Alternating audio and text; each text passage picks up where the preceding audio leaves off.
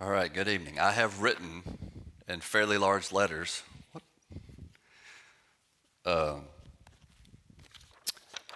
dismiss 7:15. So hopefully I will get that right this time around. I know I missed that. Yeah, that's true, yeah. Jim will let me know. We got an announcement about the food pantry. There are some specific things that we need.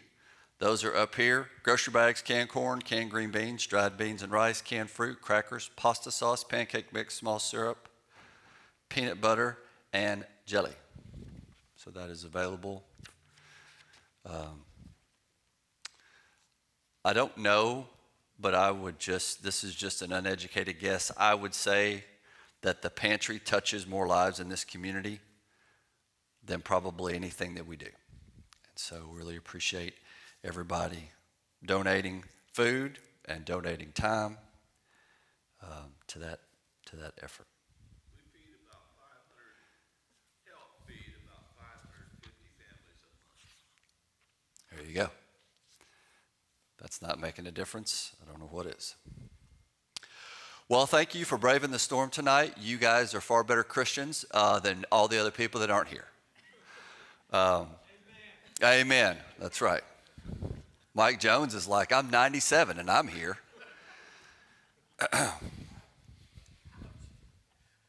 I think Mike retired when he was like 42. Okay, well, that's about the same. Says the guy who will never retire. All right, so tonight we are going to talk about, let's see, where are we? We have come to the end of David's life. We are on the precipice of seeing the Lord's temple being built. And so that's where we find ourselves tonight. Last week would have been a great way for me to end my series of lessons. But lo, here we are tonight. Thank you, Ray Newton, for going out of town. And also a correction. I don't know why, this probably doesn't happen to you guys. It happens to me all the time. But Sunday morning, I was like, hey, I don't know who's going to be teaching on Sunday morning. That's not true. I know exactly who's going to be teaching. Jim Wright's going to be teaching on Sunday morning. I have no idea, right? Okay, yeah, that's what I thought. So sorry about that. That was bad advertising on my part Sunday morning. Really appreciated Brad stepping in and filling in for Joel this past Sunday. He did a fantastic job. All right. So what we're going to talk about tonight is something that, I have a lot of ignorance in my life, and it never ceases to amaze me. But kind of preparing for the lesson this week and reading through what's primarily coming from Chronicles, I didn't realize how little I knew about Chronicles. Like nothing. And I started reading about, not what was in Chronicles, I did that, but I also just started reading about Chronicles, and I think that's kind of what I would like to talk about tonight, because that's what's written down on this piece of paper here. So let us talk a little bit about that book. You guys may already know this information. If you do, it's fine to keep your criticism to yourself. There's no reason to share that with me and hurt my feelings here on the last night that I'm teaching. There's no reason for that. Something else I meant to do real quick. A lot of you have been very encouraging to me over the last several weeks that I've taught, and I really appreciate that. And for all of you who have not enjoyed any of this, I appreciate y'all not saying anything. Because sometimes the nicest thing you can do for somebody is just leave them alone. And so for those of you that have encouraged, I appreciate it. For those of you that have been just suffering through this, it comes to an end tonight. Chronicles, a lot like the book of Hebrews, we don't know necessarily who wrote Chronicles. That person is often called the chronicler, I found out, which is a little bit funny. A lot of what you'll read says that it is possibly written by Ezra, or maybe it was written by a group of priests kind of at the time that Ezra was around, or maybe Ezra edited this book. If you look at what I'll just call the Hebrew Bible, Chronicles is the very last book. You know, we have a long way to go in our Bible study this year till we get to Malachi. But, you know, about right there, you know, that's actually Zechariah, but it's close enough. We've got a long way to go, but in the Hebrew Bible, Chronicles is the very last book, and it is the very last book because it's like a summary. And I did not realize that. I have apparently never read Chronicles very much. But it is a summary of effectively Adam through the Babylonian exile. It repeats a lot of information that's in 1st and 2nd Samuel and 1st and 2nd Kings. And it just kind of condenses it all down some. It was originally just one. It wasn't 1st and 2nd Chronicles. It was just Chronicles. And then it was divided up, potentially when the Bible was translated into Greek or Latin quite a long time ago, but it was a one volume originally.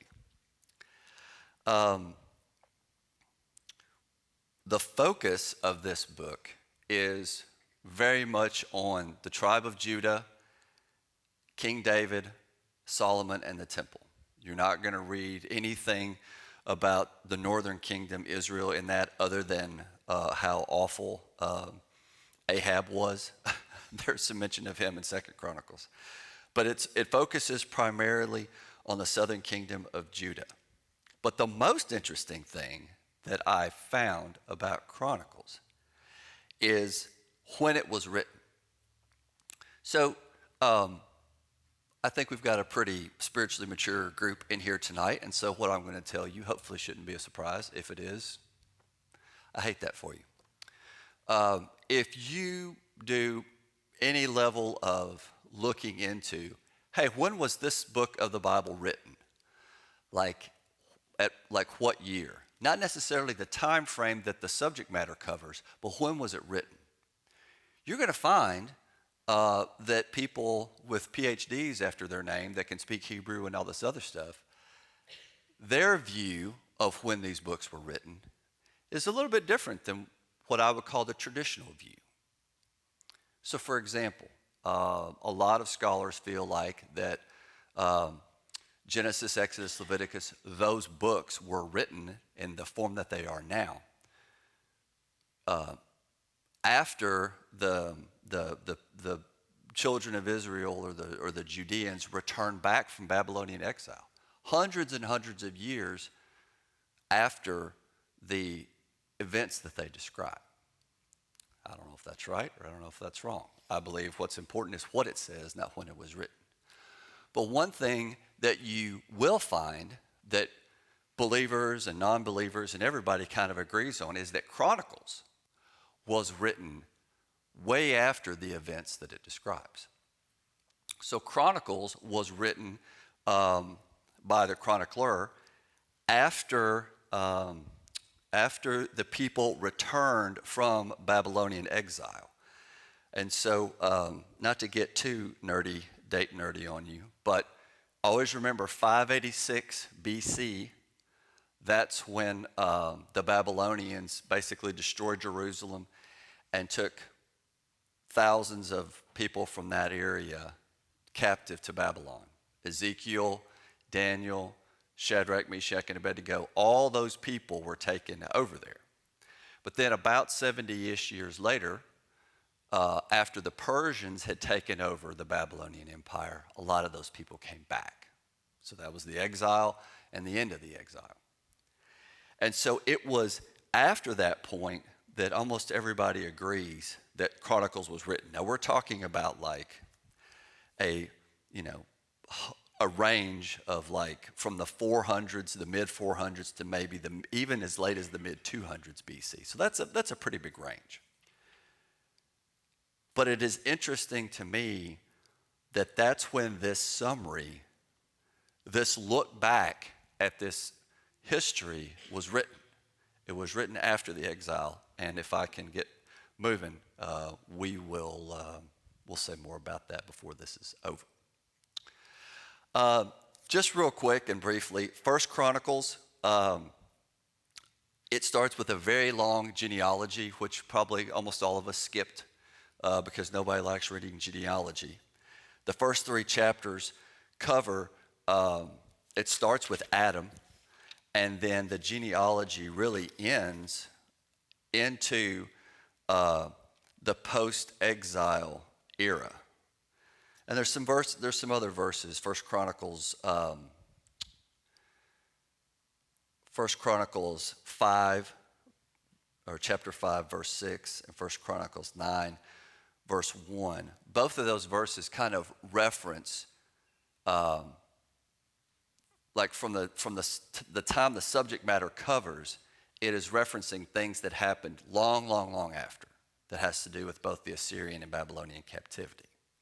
So that's kind of why, Christians are like, yeah, it was written very much after the fact. So that's chapters 1 through 9 is the genealogy. And then chapters 10 through 21 are kind of a retelling of David's story, and that's what we've been reading a lot. In our daily Bible, we have been reading a combination of 1st and 2nd Samuel and 1st Chronicles so far. And then as we continue to read, we're going to read, now we're getting into the Psalms, but at some point we will get into 1st Kings, and that will be combined, 1st and 2nd Kings will be combined with readings from 2nd Chronicles. But this retelling of David's story is interesting. If you were to take 1st and 2nd Samuel and lay it beside Chronicles, 1st Chronicles, you're going to see that it's a lot the same, but it's not all the same. And one of the interesting things that this retelling of David's story, one of the significant things that it leaves out is it leaves out the incident with Bathsheba. It includes a lot of David's praises, and it really focuses on God's faithfulness to the man David and to King David. It also connects David much more to the temple than we see in 1st and 2nd Samuel. We read, in this week's reading, which was not overly interesting unless you're kind of nerdy like me, when it talks about bowls and gold and weights and all that stuff. Guess you're probably pretty interested, weren't you, Steve? Bowls and gold. Yeah, Steve's like, yeah, that's right. But all of that detail is left out of the account of David and the temple in 2 Samuel. So there's so much more that we read about. And the significant thing that we talked about last week, which is David's sin by counting the people, or not counting the people, counting the fighting men of Israel, and how that sin flows into effectively the identification of the spot where the temple would be built. None of that specificity is in 2 Samuel. It's only in Chronicles. So that's kind of some of that new information that's not there. This is going somewhere, maybe. And then finally, the last part of 1 Chronicles is this temple order that we read about last week. So you've got the genealogy, the retelling of David's story, and then all these details about the order of the temple. In 2 Chronicles, even more quickly, it talks about the majesty of Solomon and his kingdom and all that glory, the building of the temple, and then it just basically gives you a chapter or so of about each of the kings of Judah. Again, it doesn't mention really much at all about the kings of the northern kingdom, Israel. And then finally, it ends with a couple paragraphs about the exile and then the return from the exile. And so if you read the first, actually I'll do this. So if you turn to the very first verse of the very first chapter of 1 Chronicles, it says, it starts with this genealogy. The subheading says, the historical records from Adam to Abraham to Noah's sons. And it begins with Adam, Seth, Enosh, Kenan, Mahalalel, Jared. You can see why I read this. Enoch, Methuselah, Lamech, Noah. And so that's where it starts at the beginning. And then if we turn all the way to the end of 2 Chronicles 36, and we go to the, let's see here. All right, people that know things, do we take action or do we keep going? It's a warning. I'm looking for somebody, not me. I have a mic. I will do what I will say what I am told to say.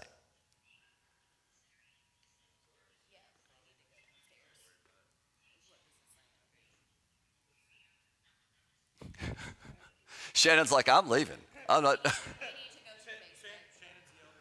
Yeah. I tell you what we will do is we will pause for a moment while Jim, what do we need to head to the basement? No, there's a tornado warning at 7:22 until 2 a.m. Oh, This says warning until 7:30. Okay. So it says It's stay probably shelter now. more recent than mine, but no, we don't need to head to the building. no. Okay. Okay. I would say we'll probably go ahead and wrap it up even earlier. Okay. Well then, in that case, let's jump to the conclusion. That's enough of this mishmash. Yeah, sorry about that, but heavier rains are supposed to start arriving in about 20 minutes. All right, so what we're going to do is we're going to wrap up tonight with Second Chronicles chapter 7. So this is the dedication of the temple. This is very long. I think we can get through this. Let's see, what parts to read here. All right, we'll just start reading. So 2 Chronicles chapter 7, verse 1. When Solomon finished praying, so the temple is built. All these people are in Jerusalem for the dedication of the temple. When it says all of Israel, it obviously doesn't mean every last Israelite, because nobody's going to leave all their stuff at home. But most are there. Many are there. And so Solomon has just prayed this amazing prayer in chapter 6. And then fire came down from heaven and consumed the burnt offering and the sacrifices, and the glory of the Lord filled the temple. That's so super important. The priest could not enter the temple of the Lord because the glory of the Lord filled it. When all the Israelites saw the fire coming down and the glory of the Lord above the temple, they knelt on the ground and they worshiped and gave thanks to the Lord, saying, He is good and his love endures forever. So then Solomon consecrates the temple. So let us fast forward to verse 11. When Solomon had finished the temple of the Lord and the royal palace and had succeeded in carrying out all he had in mind to do in the temple of the Lord and in his own palace, the Lord appeared to him at night and said, I have heard your prayer and have chosen this place as a temple for sacrifices. When I shut up the heavens so that there is no rain, or command locusts to devour the land, or send a plague among my people, if my people who are called by my name will humble themselves and pray and seek my face and turn from their wicked ways, then I will hear from heaven and I will forgive their sin and will heal their land. Now my eyes will be open and my ears attentive to the prayers offered in this place. I have chosen and consecrated this temple so that my name may be there forever. My eyes and my heart will always be there. And then he says some things to Solomon. And then in verse 19, I really want you guys to see this. So this is the Lord speaking again still to Solomon. But if you turn away and forsake the decrees and commands I have given you and go off to serve other gods and worship them, then I will uproot Israel from my land, which I have given them, and I will reject this temple I have consecrated for my name. I will make it a byword and an object of ridicule among all peoples. And though this temple is now imposing, all who pass by will be appalled and say, why has the Lord done such a thing to this land and to this temple? People will answer, because they have forsaken the Lord, the God of their fathers, who brought them out of Egypt, and they have embraced other gods, worshiping and serving them. And that is why this disaster, that is why he brought this disaster on them. And so, the Lord prophesies the future. That's exactly what happens. We are in this moment of great joy and dedication of the temple, and they are sacrificing tens of thousands and hundreds of thousands of animals, and everyone is rejoicing and singing. But what we will read is that it will not last. And there will be disappointment, and the kings and some of the priests that come after this will turn from the Lord, and the Lord will remove his spirit from the temple. I cannot land the plane with the time that we have. So I would just encourage you that as you're reading through Chronicles, just think about what the focus is. And I think one of the things that you should see is that there is this idea that David is this great king, and that there will be a great king that will come from his line, a king that will be like David. It's not so important that he's born of his line, but this king, this future king, will be like David. Thank you, guys.